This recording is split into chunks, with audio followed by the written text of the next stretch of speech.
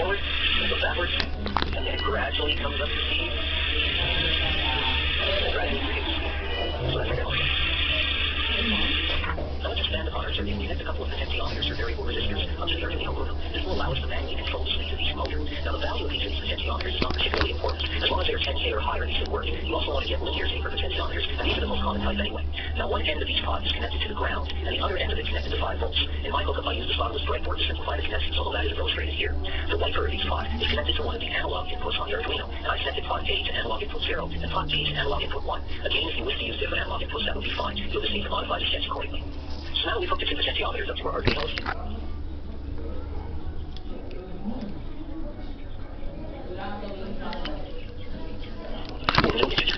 Speed control 1 and speed control 2, and these are defined as A0 and A1. These represent the analog inputs of the Arduino. Now if you want to use 2 of the other analog input pins, just change the value of A0 and A1, and you can do that.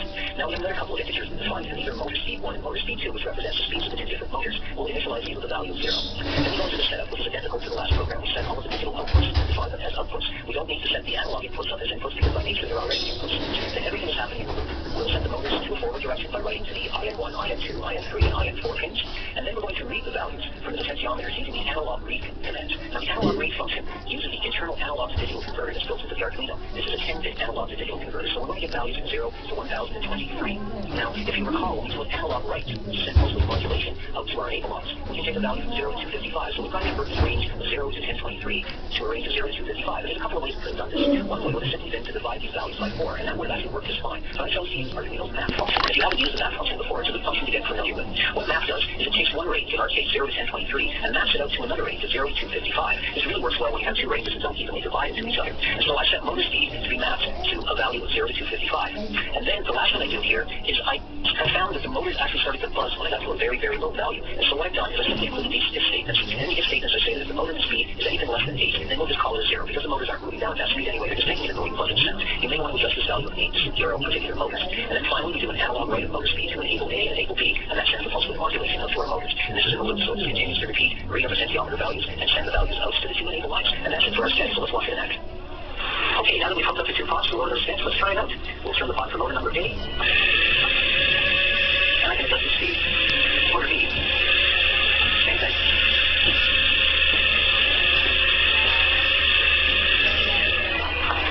So now that we've seen how we can use 2 potentiometers to control 2 motors with an Arduino, let's take it a step further. Our 2 motors, you've noticed, have been mounted onto a robot car base. What I'd like to do is actually drive this little car around the room. Now, 2 potentiometers are going to be a very difficult method of controlling a car, plus I have no method of actually reversing it. So what I've decided to do is replace the 2 pots with a joystick. Now, a joystick essentially is just 2 potentiometers, one that controls the vertical or y-axis, and the other one that controls the horizontal or x-axis. A joystick also contains a momentary contact switch, but we're not going to use that in this particular hookup. Now, let's take a look at how I hook the joystick up. Essentially, what I've done is just replace the potentiometers with it. A joystick also has 2 pins, one labeled VCC and one labeled ground. I've connected VCC to my 5-volt power supply from the Arduino. I've connected the ground, of course, to the ground line. Now, the vertical output I've connected to analog input A0, and the horizontal output is to analog input A1, again, just the same way I had the potentiometers. Now, what I've done is I've arranged the joystick so that when I push the joystick forward, the motors will drive the car forward. When I pull it backwards, the motors, of course, will drive it backwards. When I move the joystick a bit to the left, the car will steer to the left, and when I move it to the right, it will steer to the right. As you can see over here, when I push the joystick forward, they're going both. When I pull it backwards, they go the other direction. If I move it out to the left, one motor steers faster than the other. And when I move it to the right, the opposite effect occurs. So now we've looked at that, let's take a look at the sketch that makes all of this possible, and then we'll see this thing with our little car and drive it around the room. So here's the sketch I've come up with in order to control my little car with a joystick. Now, as with all the other sketches, you can find these on drumebotworkshop.com along with a complete explanation of each sketch. I'm going to go over this one with you right now. Now, we start off the same as we have with our other sketch. We've defined a number of integers, and these are for the inputs and the enable lines for the L298N. Then we've got the analog inputs of the Arduino, which I've mapped out to joy burst and joy chords for the vertical and horizontal potentiometer and the joystick.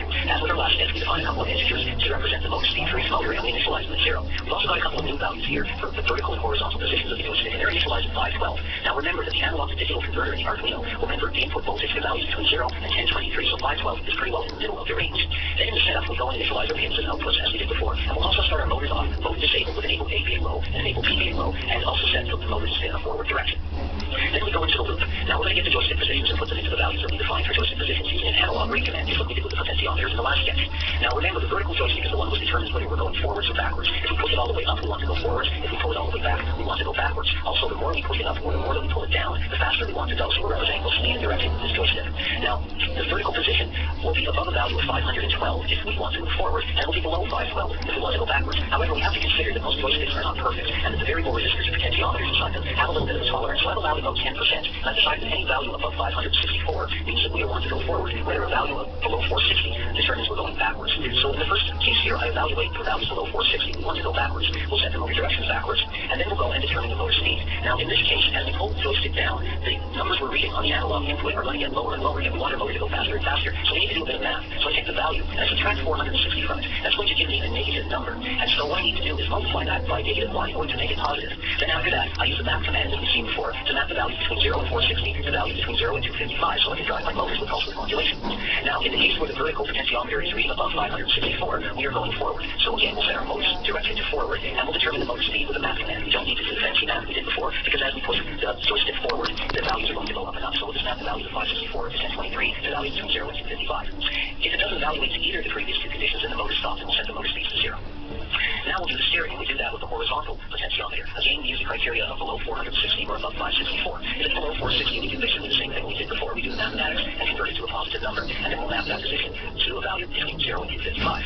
Now, we do a little bit of math after this, because remember, when we want to turn left, what we want to do is spin the right motor faster than spin the left motor slower. So motor number 1 is our left one, and motor number 2 is our right one. So on motor number 1, we actually minus this value from the current motor speed, which we determined earlier. On motor number 2, we add the value to it. So we make motor number 1 go slower, and motor number 2 go faster. Now, this will likely produce a value in many cases that exceeds 255 or goes below 0. So we have a couple of if statements here. If the motor speed is below 0, then it's equal to 0.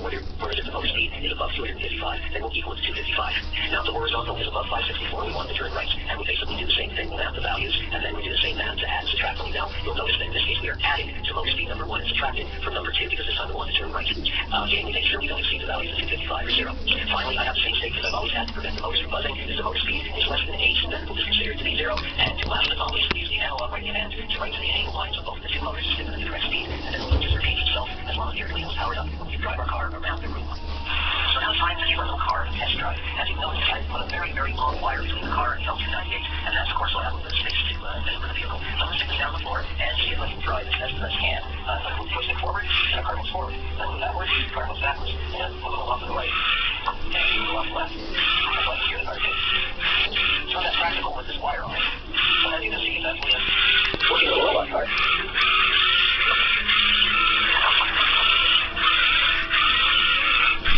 That was better. Arduino 10 before. Okay, so that about does it.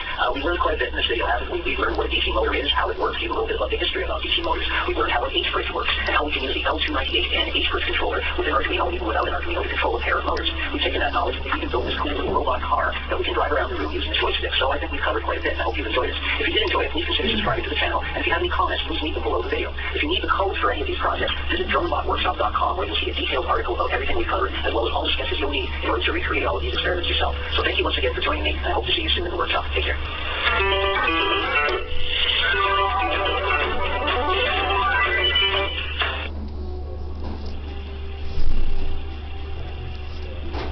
Today in the workshop, we're going to be assembling a small open-source robotics arm called the MeArm. I'm going to take you step-by-step through the assembly of the MeArm using the MeArm kit for Arduino. It's a pretty easy device to put together, but watch out. I made a huge mistake at the beginning, one that you're not going to want to repeat when you build your own MeArm. So stay tuned, and welcome to the workshop.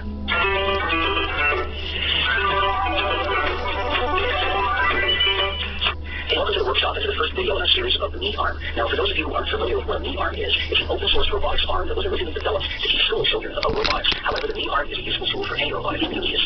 The MeArm is open source, and therefore all the plans for the MeArm are available freely online. So if you have a 3D printer or the ability to cut plexiglass, you can put together all the mechanical parts of the MeArm on your own. However, for most of us who don't have those facilities or want to save a little bit of time, you can buy a MeArm kit, and that's what we're going to do in this video. I've just received this MeArm kit. We're going to open up the box and see what's inside it and start assembling our MeArm. So let's begin by opening up the MeArm kit and seeing what's included. Now, I purchased the MeArm kit without the controller, as I intend to use my own Arduino to control this. So if you purchase the MeArm with the controller, you'll likely get a bigger box that also includes a controlling device.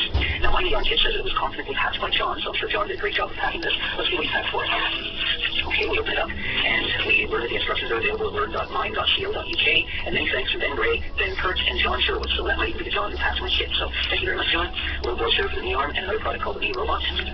And then the meat and potatoes. Here we have a package of plexiglass parts that have all been cut for us. There seem to be 4 sheets with several parts on them. We'll put those aside for now over here. Now we've got 4 servo motors. These are MT90S servo motors. They're the Metal Gear version of the ST90, and these are just basically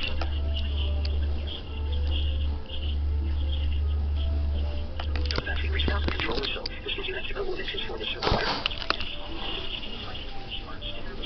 Very useful at some point. And the fixings pack with all the nuts and bolts that you're going to need to assemble our MeArm. So here are the contents of the bag that contains the plexiglass components for the knee arm. As you can see, it comes with 4 sheets of plexiglass, and each one has been cut out into a number of different parts. These components will, of course, be assembled in order to create our knee arm. Now, this might look a bit complicated, but fortunately, the folks at knee arm have provided a PDF document that says system assembly, and I'm going to be going over this step by step here in this video. So here's the contents of the fixings pack that comes with the knee arm kit. These are all the nuts and bolts required to assemble your knee arm. I laid mine out on the masses to make certain I was given all of them, and indeed I was. They are as follows. These are the 3mm nuts. There's some 6mm screws, some 8mm screws, some 10mm, 12mm, and 20mm. These are all 3mm diameter screws. In addition to that, they're giving me 4 feet for the base of the knee arm, and an Allen key that can be used to assemble all the screws. Now, in my case, I decided I'm going to use a screwdriver instead, so this is a 2.5mm X driver that I'm going to use instead of the Allen key, although I very much appreciate they provided the Allen key. I'm also going to use this plastic parts box. I'm going to place all the parts that I have here into the plastic box, and that way I can keep track of them, and then I'll start going under the workbench, which inevitably they certainly will do. So here's one of the servo motors that's included with the knee arm kit. There are 4 of them in total. There are standard MG90 servo motors, which are the Metal Gear versions of the SD90 that you're probably already familiar with. As with the SD90s, they come with a series of arms that can be attached to the motors, and in the instructions for assembling the knee arm, they will show you which of these arms to use in this section. Now, the first step in constructing the knee arm is to calibrate the servo motors. This lets me use not button controller, and you'll need to use an Arduino to do this, and they have instructions for that in the PDF manual that you can download from the knee arm site. I should mention there are a couple of small inaccuracies in that manual. First of all, the diagram for the motor hookup shows the motor colors as being yellow, black, and red. In actual fact, the wires on the servo motors I received were orange, brown, and red. This is very common for MG90 servo motors. They go as follows. The yellow wire they show is actually the orange wire. This is the pulse width modulation input for the motor. The black wire that they show is the ground wire, and that is the ground for the motor. And red is indeed correct as being red. That's the positive 5 volts that you apply to the stepper motors. Now, you'll need to apply 5 volts to an external supply. You can't use 5 volts with your Arduino because it simply does not have the current capability to drive 4 servo motors. So otherwise, the diagram is correct in its hookup. We will hook the middle motor to line number 11 on the Arduino Uno. The left motor will go to digital output pin number 10. The right motor to output pin number 9. And the claw motor will go to output pin number 6. Now, you can use different pins, especially if you have another Arduino. It's just important to realize that the pins have to be capable of pulse width modulation. On the Arduino Uno, only 6 of the 14 digital outputs are capable of PWM. Once you've done that, there's a sketch that you can load into your Arduino to calibrate the motors. Again, there's a slight error in the PDF document. It simply leaves off the trail curly bracket, which you can easily add. They also give you a site that you can go to, the Code Vendor site, which has a copy of the sketch, and that's a lot easier to use. Just copy that and upload that to your Arduino. Once you hook that up, the motors will go to a predetermined position. And at this point, we're going to mark our motors with a marker pen so that we can install a couple of these arms on the motor and have them in the correct position. This is very important because if you don't do this, your knee arm will not be calibrated when you first turn it on. Now that you've hooked the Arduino up to the motors and run the calibrate program, you need to mark the calibration points on the motors. You can do that with a permanent marker pen. I've already done a couple of them over here. I don't know if you can see that or not. I'll do these last 2. Just take a look at the motor at this angle here with the wires coming out the left side, and you draw a line down here and across the shaft of the motor itself. And I'll repeat that for the last motor. These calibration marks will become useful when you're assembling the knee arm. After that, you're going to put the motor arms onto the motors, and there's a diagram that shows how you're done. So I'm going to do it starting with the middle motor, which in my case is the motor on the top. You'll take the long arm for the middle motor, and it's going to go at a 90-degree angle. Let's get it in there. There we go. And then you take the machine screw, and you'll get a small Phillips screwdriver. And you put that in there. Now the left motor uses the same arm, except it's installed at this angle. Again with a small machine screw. Be very careful that you don't cross-thread any of these. The right motor is done the same as the middle motor.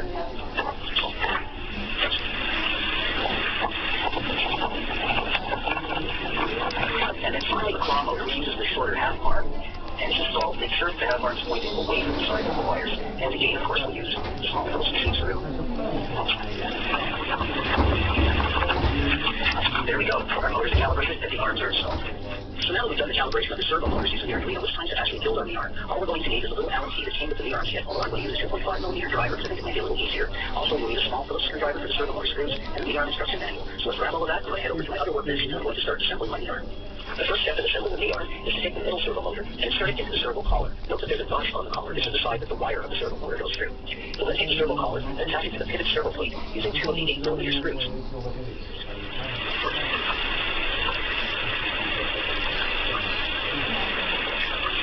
Tighten both of the screws so that the motor is mounted firmly to the plate. However, don't over-tighten them because you'll risk cracking the plastic on the servo motor collar. The next step in assembling our knee arm is to attach the pivot servo plate to the knee arm base. You'll do this using the 4 20mm screws. Insert each of the screws into the hole in the base, and then thread a nut about halfway down each of the screws. Now attach the plate. Note the orientation with the servo motor wire going toward the center of the knee arm. You'll then thread each of the screws into the plate until it is flush with the top of the plate.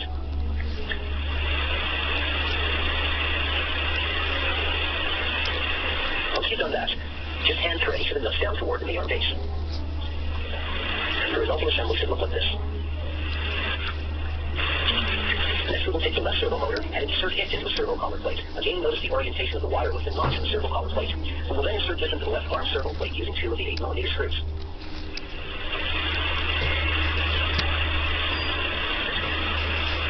As with the previous servo motor, tighten the screws but don't over-tighten them.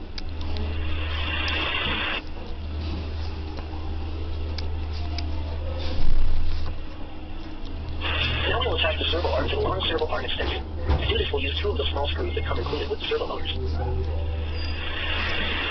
These are self-tapping screws, which will use to hold the servo arm onto the servo arm extension. Tighten both of the screws.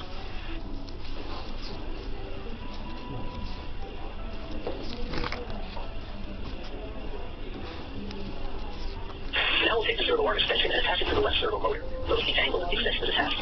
You'll use the machine screw that came included with the servo motors to attach it.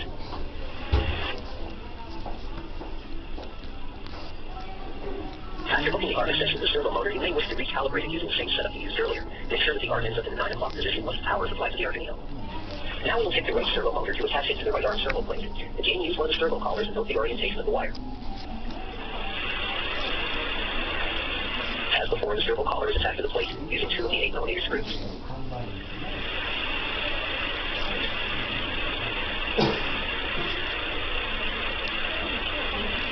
Tighten the screws so that the motor is mounted firmly, but again, don't over-tighten them.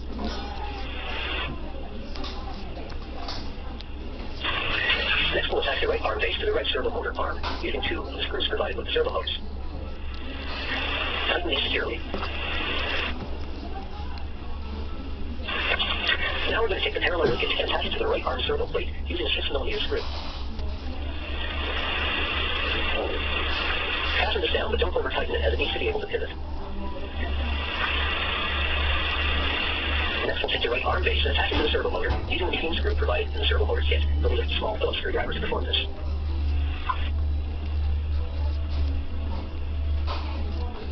Now we're going to assemble a component that's amusingly called the pig. Take the short servo arm, the left arm base joint, and the left arm mount tablet and fasten them together using a 10mm screw as illustrated here.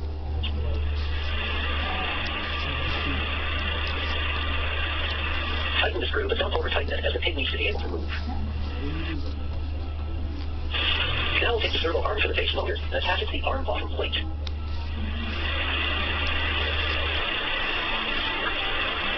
Once again, we'll use 2 of the self-tapping Phillips screws that are included with the servo arm kits.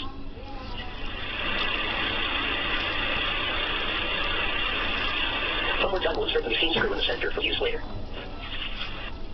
The next step is to insert the front arm base cross member. We'll do this with a 12mm screw and a nut, which we'll first insert into the left servo plate.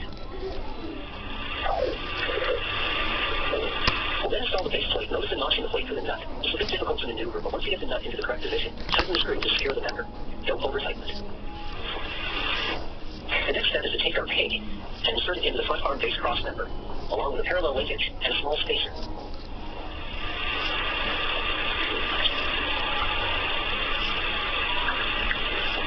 This is all held together with a 12mm screw. Tighten the screw, but don't over-tighten it, as this mechanism needs to be able to move.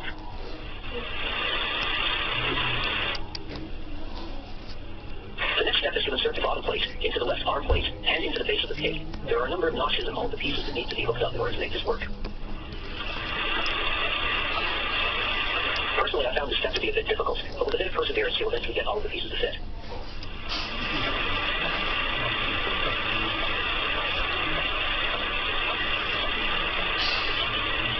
Once you have, make sure that all of the pieces are met into their appropriate slots.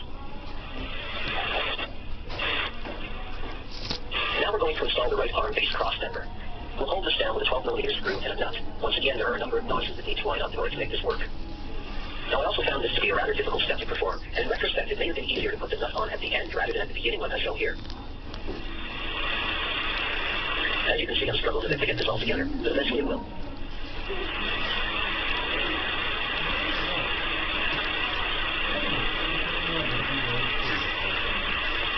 I use a pair of pliers to straighten the nut. Again, you may want to put the nut on at the end. That might be easier. But once you've got the pieces together, tighten the 12mm screw.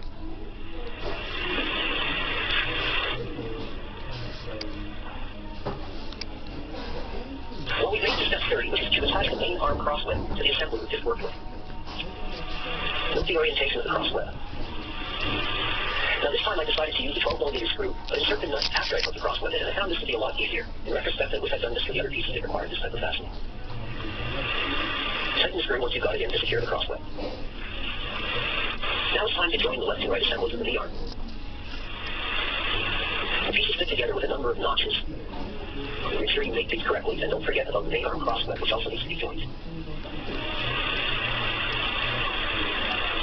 Once you've done that, take 12mm screw and a nut and secure the main arm crossweb, same way that you did in the last step.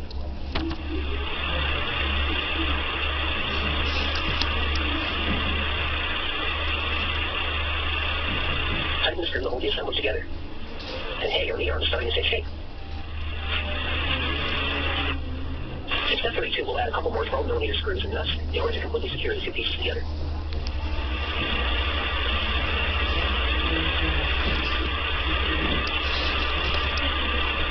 You can tighten these now, because we're done with this. Now it's time to attach the arm assembly to the base. Notice the orientation of the arm assembly and place it onto the base servo motor. Once you've got it fit, tighten the small Phillips screw that we left in the base for this purpose. After you've attached it, if you wish, you can connect the assembly back to your Arduino and check the orientation. Now we're going to attach the left wrist joint to the arm assembly. To do this, we'll use a couple of 6mm screws.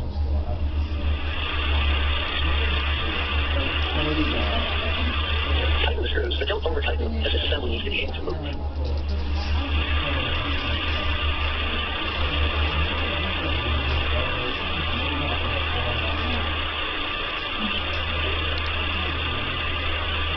Once you're done, it should look something like this.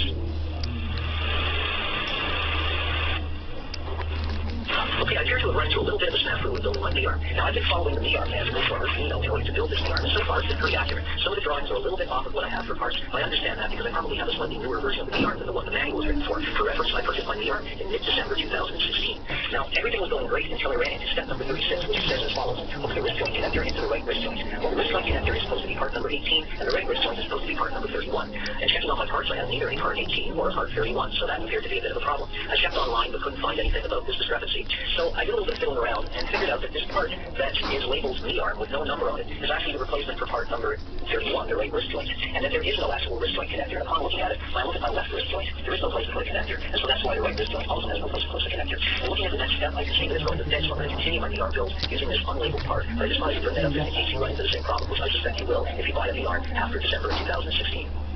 Here's the problem in detail. The left wrist joint has no place for a wrist joint connector, so you just use this unlabeled piece as the right wrist joint and install it over here.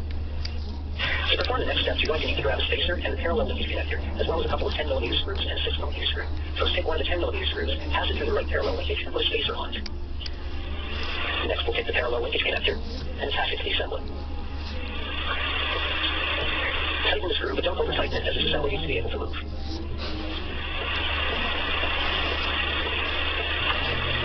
Next, we'll take the piece that we're calling the right wrist joint connector, and we'll pass another 10mm screw through the parallel linkage connector and that connector. Again, we'll tighten the screw, but we won't over-tighten it because these pieces need to be able to be flexible.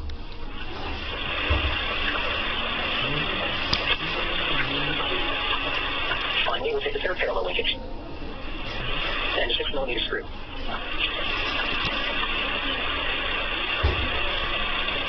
Note that in this case, the screw is inserted from the other side. Again, you want to tighten this, but not over-tighten it.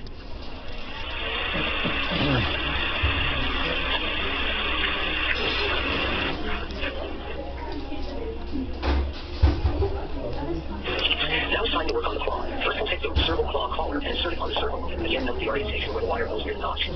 Now we'll take the right wrist attachment and straight it into the claw collar. Afterwards, we'll do the same with the left wrist attachment. Note the orientation of this piece when you insert it into the claw collar.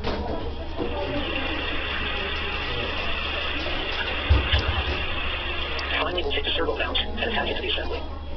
This is only going to fit in one direction, so make sure you got it correct. As with the other servos, this is held together with 4 8mm screws.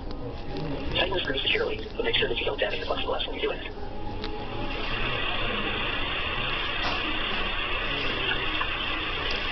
The resulting assembly should look like this. Okay, now it's time to install the grippers on the claw assembly. First, use an 8mm screw and attach the left gripper and the gripper plates to the claw assembly. Note the orientation of the gripper plate.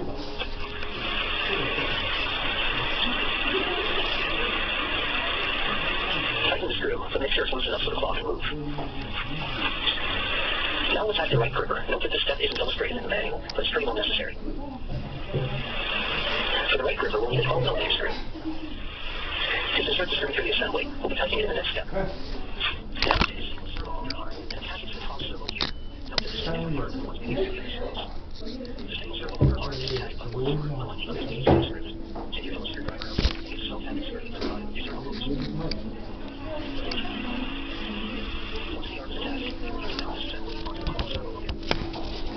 It's important to note the orientation of this. Use a mark that you made when calibrating the servo motor. It is solid and is lock position.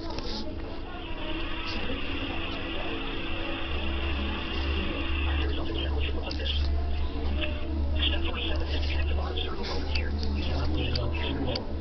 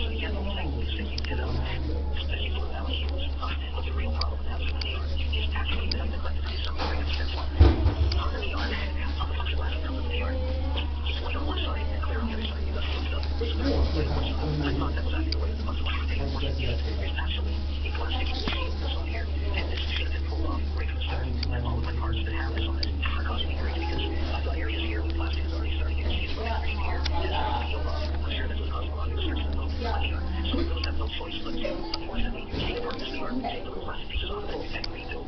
That's